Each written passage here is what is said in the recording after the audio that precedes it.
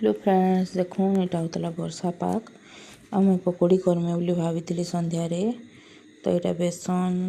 आउ पियाज काटी देती ना तार ऊपर बेसन देदेली यहाँ हल्दी नून आ गोटे पिंच सोढ़ा देकरी ताकि सानी देमी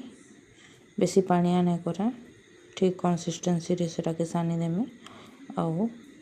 छानमा बेसी पानी कले ना तेल बहुत पीसी और खाइबार के भल ना लगे तेलिया हो गले पकोड़ी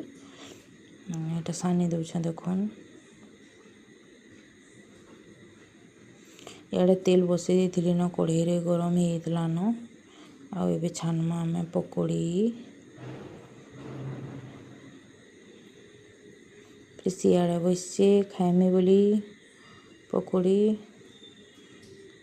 स्लाब उपरे बसला किचन रो मम्मी पकोड़ी कर सारे देबू खाइमी बोलिकी हाँ कहली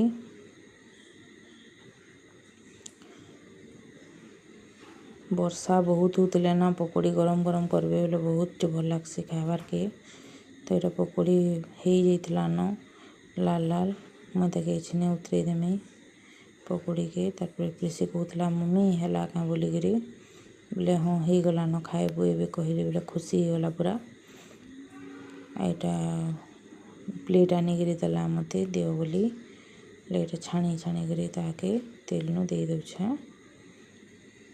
बसी देखुन केनता सुंदर पकोड़ी खाऊ।